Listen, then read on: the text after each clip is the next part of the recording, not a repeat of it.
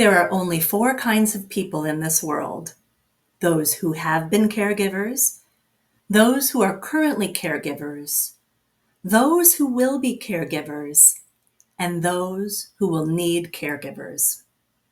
That's a quote from Rosalind Carter, the former First Lady of the United States. When we think of end-of-life work, the focus naturally goes towards the person who is at the end of life. It makes sense, right? And a lot of times, though, the caregivers fade into the background. But caregivers have stories to share and nervous systems to be regulated. They frequently struggle with their own well-being, experiencing physical, mental, emotional, energetic exhaustion, and often feel they lack the time or permission for self-care. This oversight can lead to feelings of isolation, a loss of personal identity as their role becomes all-consuming. Additionally, caregivers may face significant financial strain if they have to reduce or stop working, adding to their already immense stress.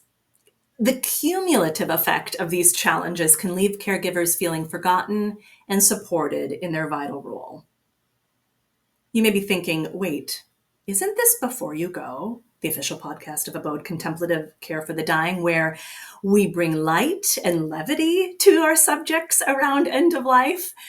Well, good news, because my guest today, Vive Griffith, has made it her life's mission to shine a light on these caregivers and offer them support through the creative arts.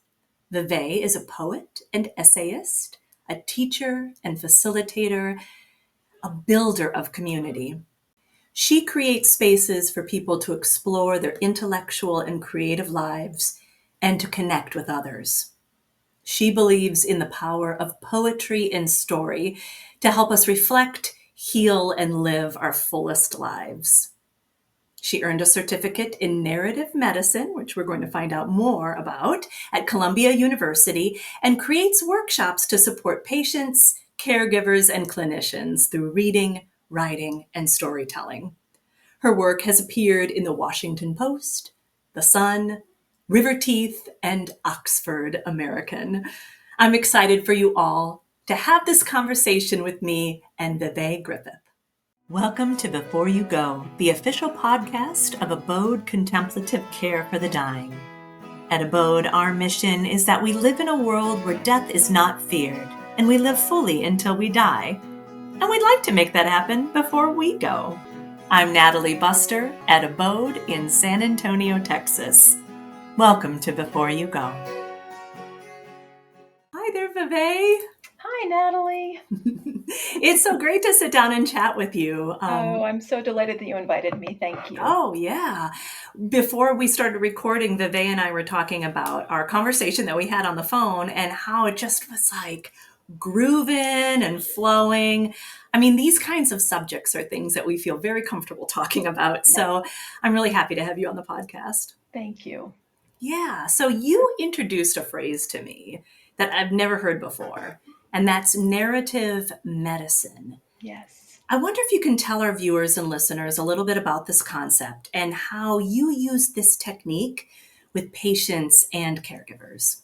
Absolutely. So I want to talk about narrative medicine in two ways. There's sort of the concept of narrative medicine or the field of narrative medicine, and then there's the practice, like what we actually do when we're in a narrative medicine workshop. And the two obviously are related, but they feel a little bit different. So at its core, narrative medicine is a field that sort of sits at the intersection of storytelling and healthcare, or storytelling and health, well-being.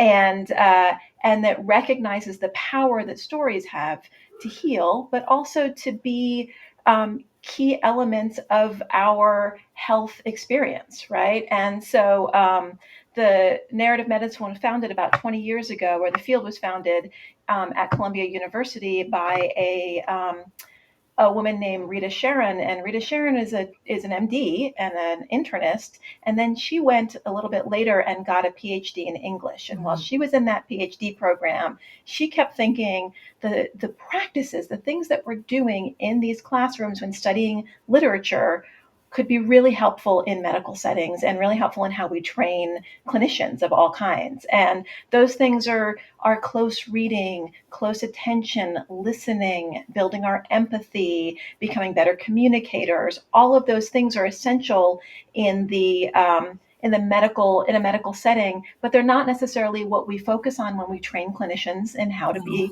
doctors, nurses, et cetera. We focus on the science, and the science is essential, but we aren't just scientific beings. We're not just Yes. our list of our symptoms and our diagnoses and our treatment plans. We're human beings who come into the space. And the more that we can sort of bring that whole human being into our medical spaces, the better outcomes we're going to have in medical care, and the more we're going to have an experience of feeling like we're honored and respected as human beings, and not just our list of maladies, as it were. So, Oh my gosh, yeah. that's exactly true. Because when I think of the word medicine, right, the Mhm. image that conjures up for me is pill bottles, syringes, Yes. all of the interventions, Right. the scientific interventions. Yes.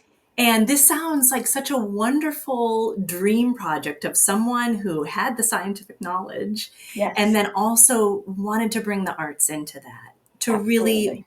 to really honor, like in your words, the whole being, Yes. beyond just the scientific being, but the whole being, the Yes. holistic approach to Hmm. healthcare. Yeah. Um, I wonder if you can share a little bit about how this is particularly helpful for caregivers. We Yeah. often forget about caregivers when We we're do. thinking about the care. We forget Hmm. about the people who are actually doing the care. How does this concept, how does this practice help caregivers?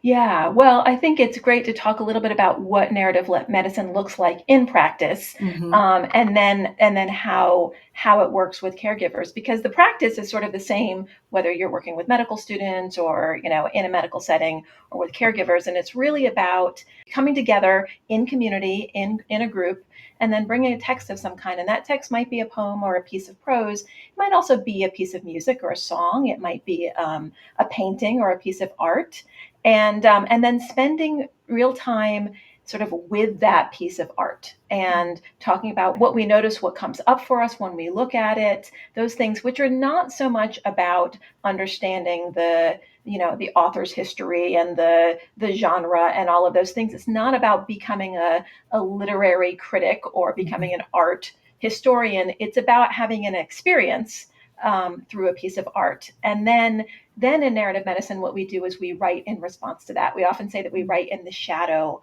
of the text. So we explore the text, and then we use a prompt that gets us writing. And we write generally for a short amount of time, 5 minutes, 7 minutes.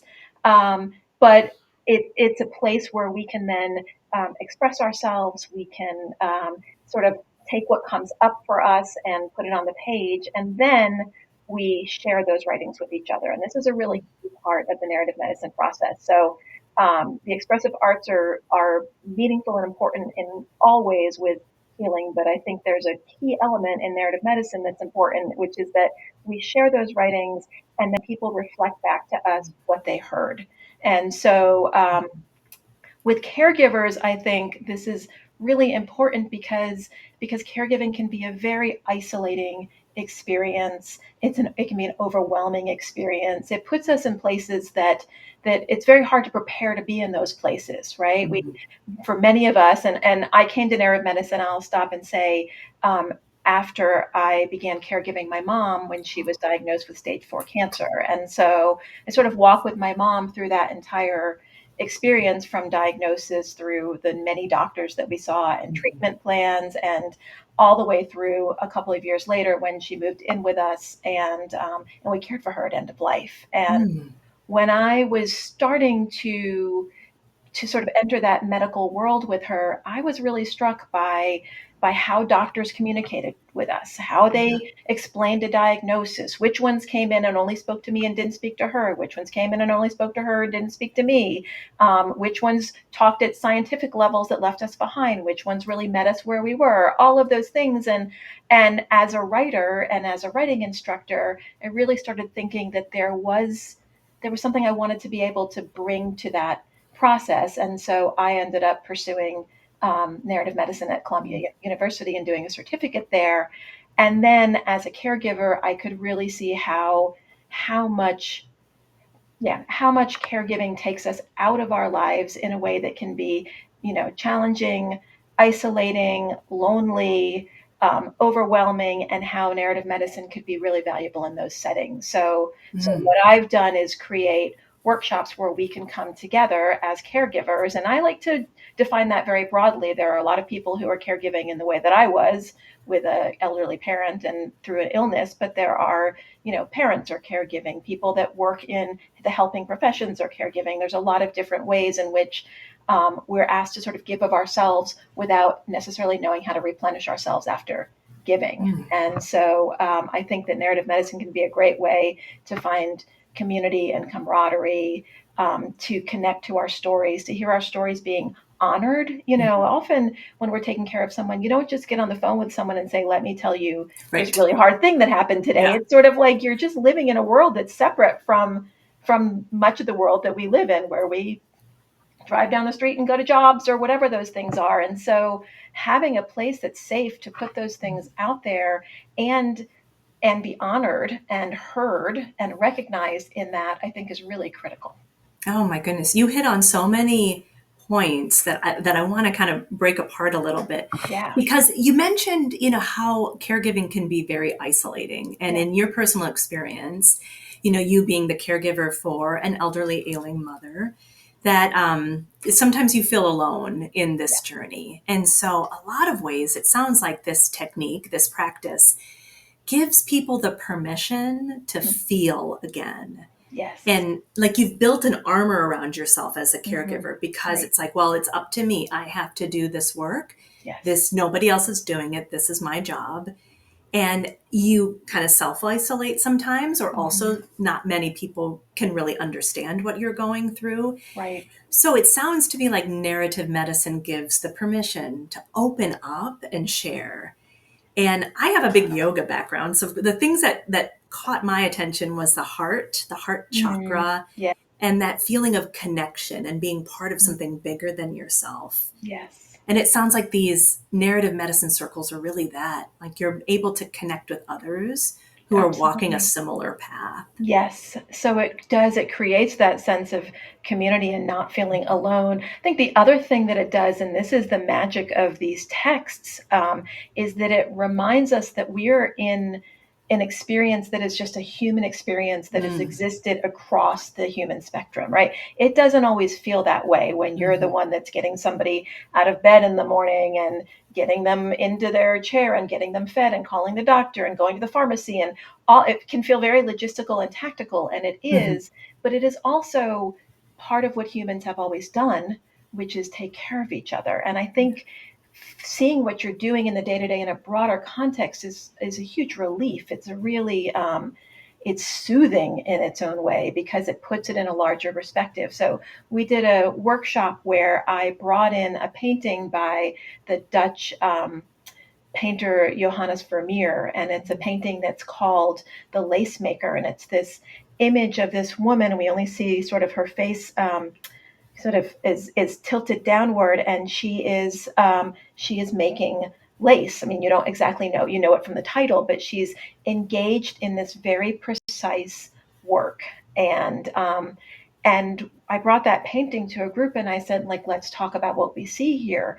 And it gave people the opportunity to say, like, this reminds me of feeding my father, right? Of like Mm. giving the food to my father. People were worried about her neck and her shoulders because of the posture that she was in. People were able to say, like, oh, the focus and precision that it takes to do work of care is, they were able to sort of speak to that, speak to how we give our attention to things and how much attention, because there's a focus in her. So I feel like now we're talking about this painting, but we're really also talking about what it means to make something, what it means to give our attention and care to something, what it means to drop into a very detailed and focused space. And I think those kinds of things help us a lot when we're deep inside what it means to take care of somebody, and also particularly somebody who's ailing or might be at the end of their life.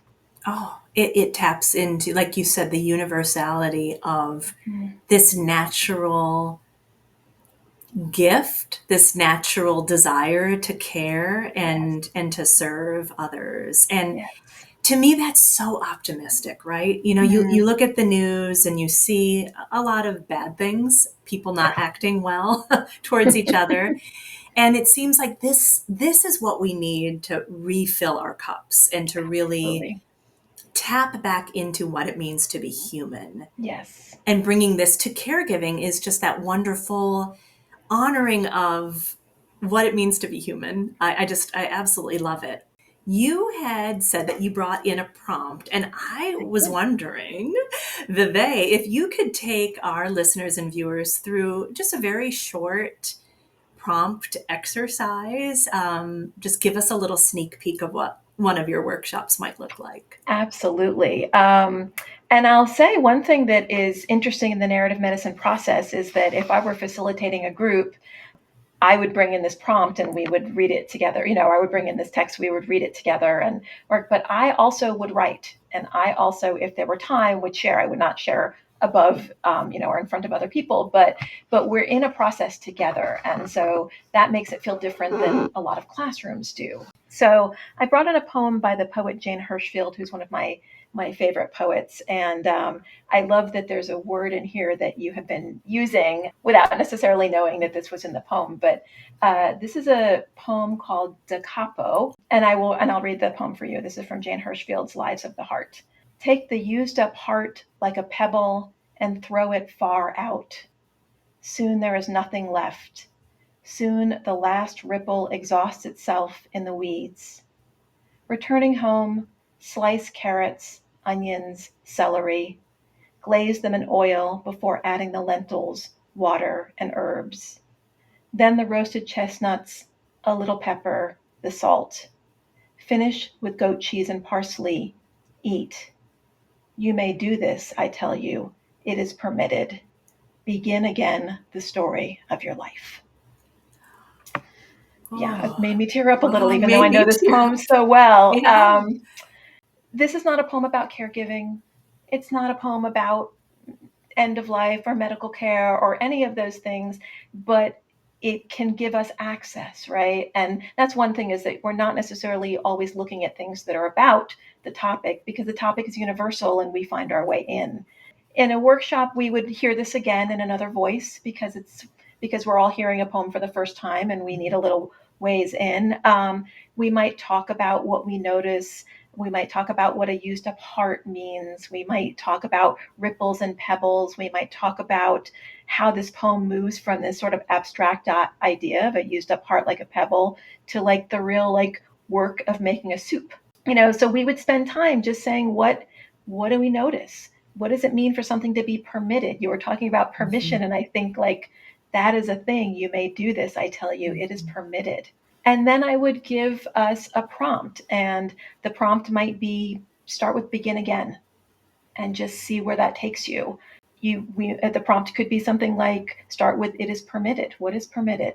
Mhm. Or write about a food you love, right? So I would give a prompt and we would write for 5 to 7 minutes, and then we would sit back and we would let people share what they wrote. And when they share what they wrote, I would ask, what did you notice?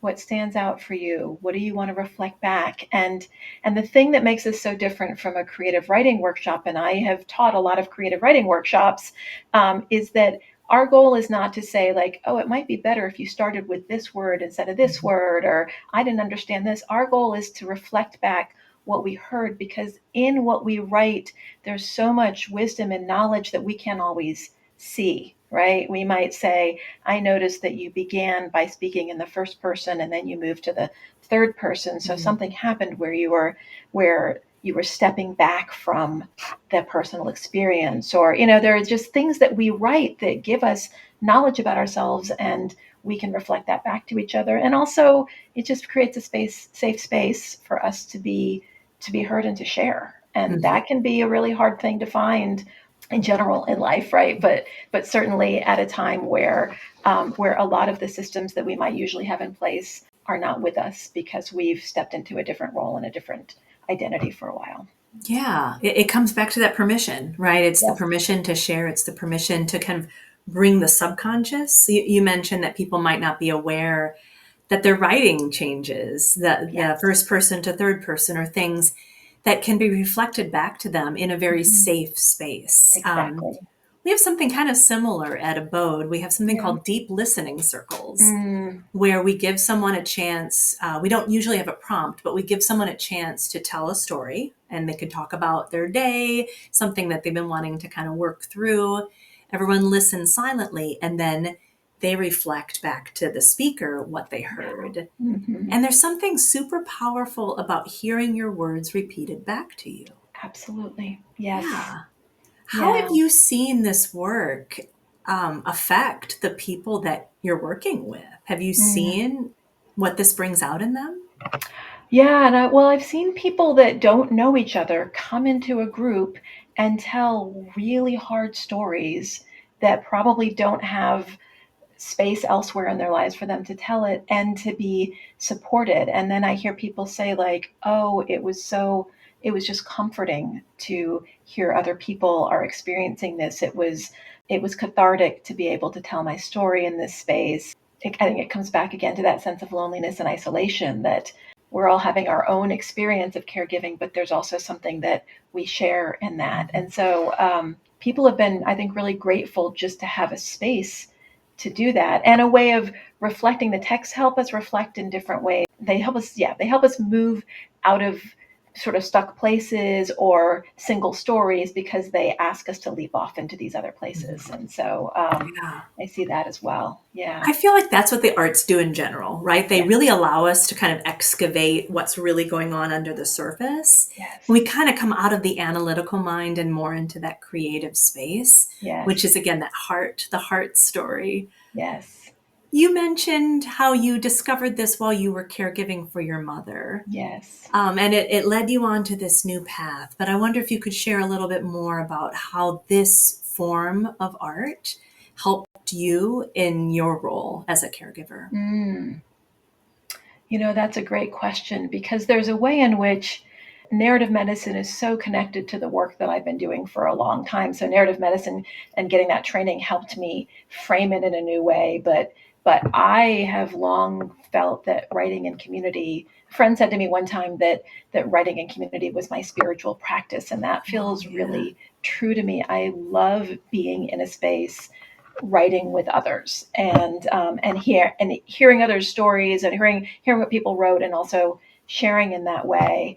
I think that the narrative medicine process and building these workshops, it helped me feel less alone. It also helped, my mom was really excited that I was pursuing this training, and I don't think I know what she felt was that something good could come out of her illness and her decline. She was a very creative person. Oh, She was an artist and a fiber artist, and just one of these people that she has overflowing closets of bright clothes that people stop her on the street to comment on. And, she was a huge spirit. And she didn't expect to get sick at the time that she did. And she didn't expect that to be her trajectory. And she felt like if one thing that could come out of it was that it created a new path for me, then that was a positive thing. And so I feel that as well. I feel that doing this work is part of honoring my mom's experience and my experience with my mom. So,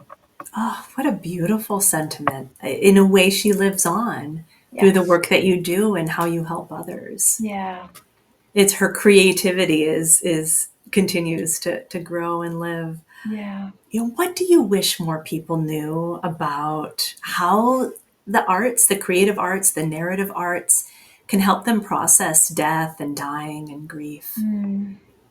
One thing I wish people knew or felt was that these arts are for all of us. I think that we can go to a painting without knowing anything about the artist or art history. We can go to a poem without having, experience in analyzing poems. And I think all of these expressive arts have the opportunity to help heal us, right? And there's great work that's been done. There's a professor at the University of Texas named James Pennebaker has done this amazing work on writing and healing. Mm-hmm. And, where he has found that just writing about hard things for 20 minutes, 4 days in a row has huge impacts on people's immune systems, sense of self-worth, well-being, all of these things. And that's fully available to us, right? You don't need any special tools or any special knowledge. You need the time, Mm-hmm. but the space to just sit down and let the page carry what you need it to carry.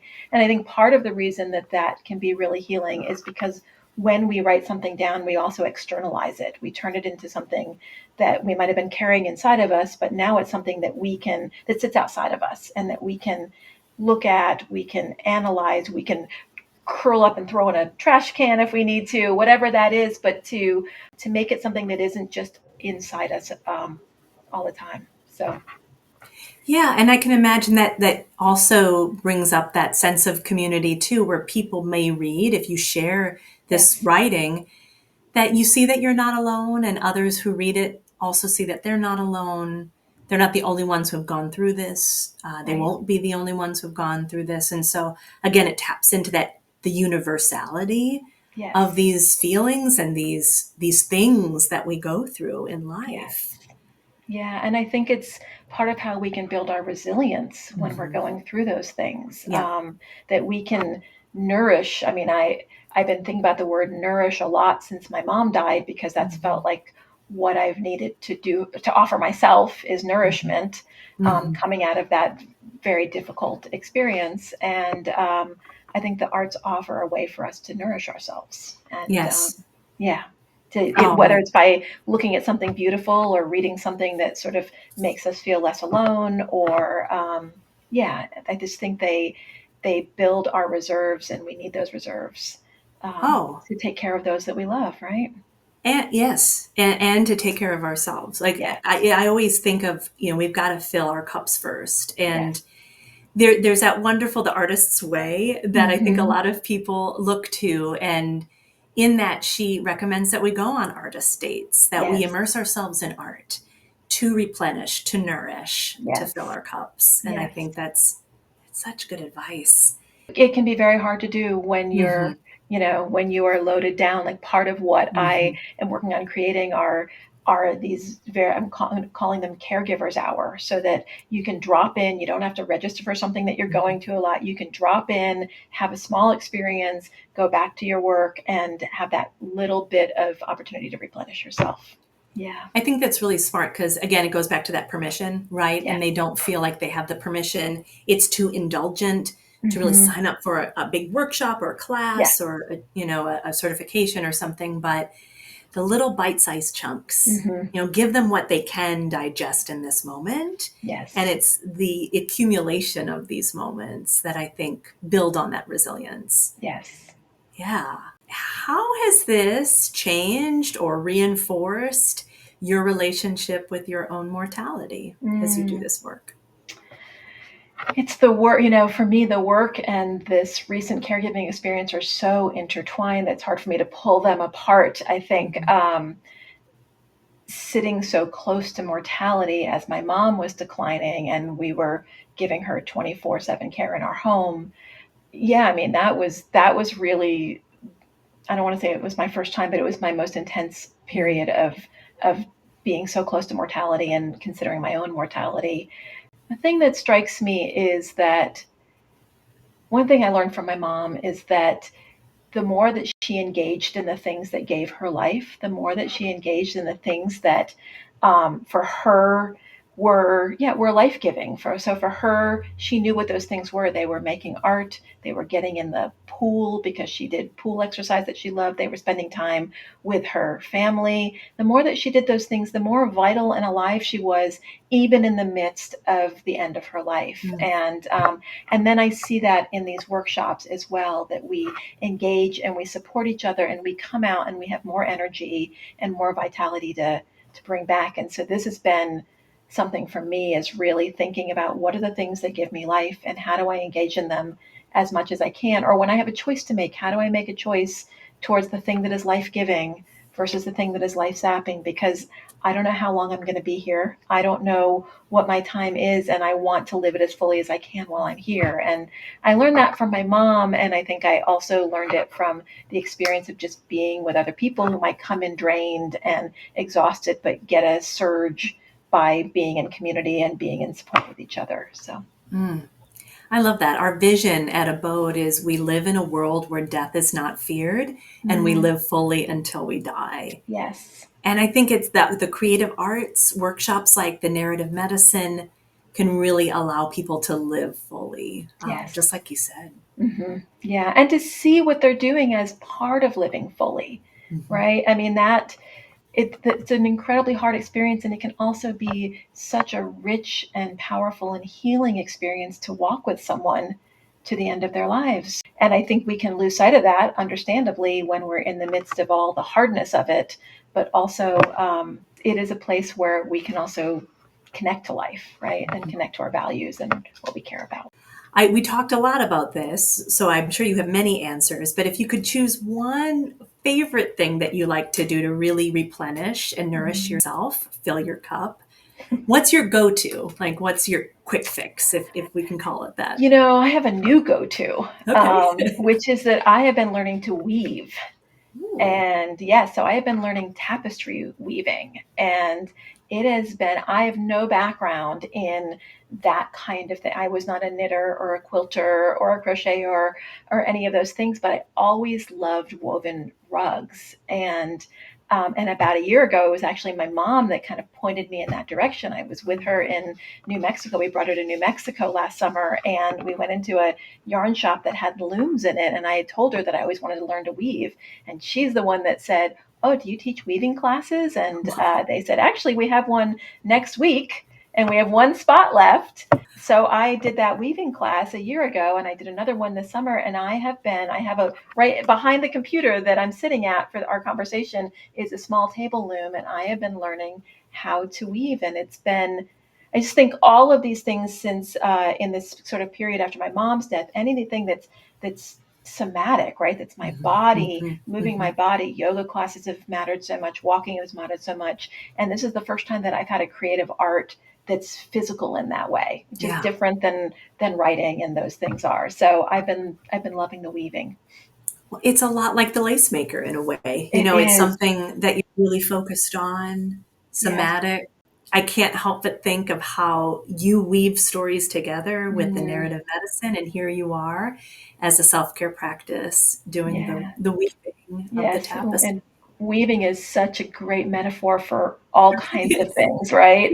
And it is, I mean, that's sort of like, and also weaving together the experiences, right? I mean, I don't think I would Mhm, be doing this work if I hadn't walked for these years beside my mom in this really hard time. And that changed me mhm. as a person and also changed what I had to offer and what I was interested in offering because of that experience. Yeah. Mm, I love it. How can people find you online? What's the best way for them to read more about you and your work? Yes, I have a website, and it's my name, vivegriffith.com. So that's VIVEGRIFFITH.com. And I list my workshops there. You can sign up to be alerted when a new workshop comes up. I also, and for those that are interested in just sort of exploring this work, I have a newsletter that I send out. So I have a poetry box on the curb of my house. So I have a box that I put a new poem out in every week or two, so that people that are walking by, pushing their kids in strollers or walking their dogs, can sort of pause for a moment and experience a poem. And I send those poems out also in a newsletter, to a group of people who aren't going to be walking down my street, but also would Yeah. like to know what's there. So my website has links to that as well. Oh, what a cool concept. It's like you're bringing art to whomever walks by, it's Exactly.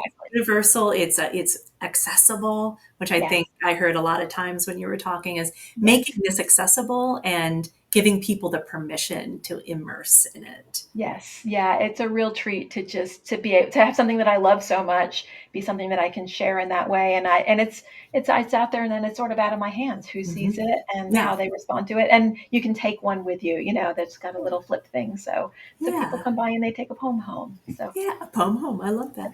yeah. Vive, what do you want to do before you go? Hmm. I've thought about this a lot because I feel like for a long time, I could have given you a little list of things. Even learning to weave was one of the things that I wanted to do. And it may be because of the last several years and the sort of consideration of mortality, but I've been doing a lot of those things and in ways that I hadn't before. So I really think I want to come back to that idea that I got from my mom about just choosing what's life-giving, that when I have a choice to make, I just want to choose what's life-giving. So I have as much life as I can in the time that I have available to me, and that's been a theme that I've been carrying for the last couple of years. Thank you, Vive. What a wonderful note to end on. Mm, Appreciate you and your time. I'm thank you, excited to Natalie. get to know you better. Yes, Maybe take some of your workshops. that would be It's wonderful. definitely something that I'd love to pursue. So Yeah. thank you. Oh, thank you so much for having me. It was a delight to be here. I love it. Thank you for joining us for this episode of Before You Go, the official podcast of Abode Contemplative Care for the Dying. At Abode, we believe death is not a medical event, and we are not medical professionals. We're just sharing our opinions, and these opinions shouldn't be taken as medical advice. You can find us online on Instagram, Facebook, and YouTube. This episode was edited by Make Your Day Richer.